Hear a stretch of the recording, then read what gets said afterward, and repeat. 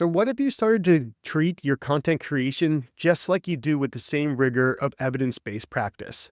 It actually might change the way that you can educate and connect with your patients and allow you to make the improvement that you're really looking for. My name is Spencer Lalk. I am a digital strategist, and I'm really excited to team up with SoMeDocs to bring you this video.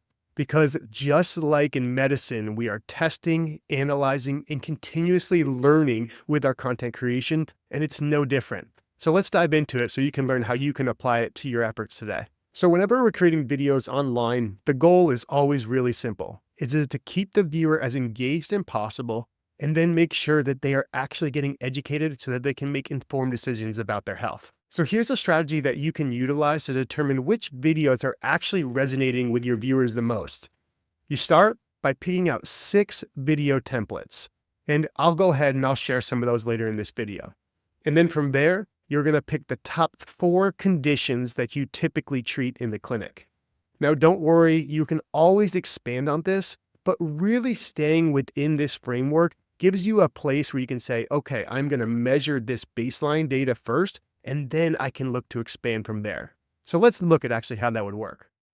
So here are 6 video templates that you can utilize. And really the goal of this is to ask all of the questions that a patient would typically ask about a condition, but offered in a variety of ways that really depends on the patient's learning style, because one person may explain or ask something in one way that doesn't resonate with another. So by going through and creating these 6 videos on the same condition, we'll make sure that we are reaching a broader audience and increasing the chances of them actually understanding their condition. So video 1 is answering top Google questions, which is a perfect way for those patients who are already searching online, but can actually make sure that it's coming from a quality professional like yourself. 2 is patient guides, where you can go ahead and break down step by step from diagnosis to treatment of a certain condition so they can understand the full scope of their diagnosis. 3 is fact versus fiction, because there's a lot of misinformation out there, and then you can break down the most common myths and then determine whether or not they're true or not. 4 is patient case studies, where you can share a story of a patient you may have treated or someone similar like that you can explain how you help them get from out of pain or suffering with a condition to back to where they want to be.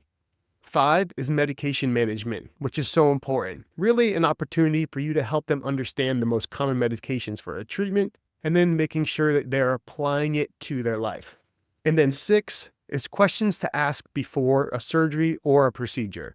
A lot of patients get really anxious going into something like this, and if you can empower them with the top 3 to 5 questions that they should be asking the provider before going into it, this is really going to put their mind at peace going in. So to review, what you would go over is you would take these 6 videos and then you would go ahead and create one for each condition, which actually would come up with a total of 24 videos.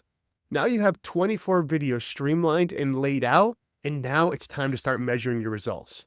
Just like in evidence-based practice, we want to make sure that we have a continuous feedback loop where we go ahead, we test out a hypothesis, we look at the data, and then we make continuous improvement. So when you post your videos onto content like LinkedIn, YouTube, or Instagram, there are certain KPIs or key performance indicators that you want to look for. For example, LinkedIn, you can look at engagement and impressions. YouTube, you can look at watch time and click-through rates. And Instagram, you can look at those saves and shares. By analyzing this data, you can then determine potentially which condition that your patients most likely want to learn about, or perhaps what format you taught it in to determine, okay, this is how they want to learn. Then moving forward, you then know, how should I create content moving forward? I now know that people want to see something about this type of condition or explain in this certain way, and that will allow you to really streamline your content strategy efforts. So just remember, keep it simple. I understand that it can be overwhelming to create all this content,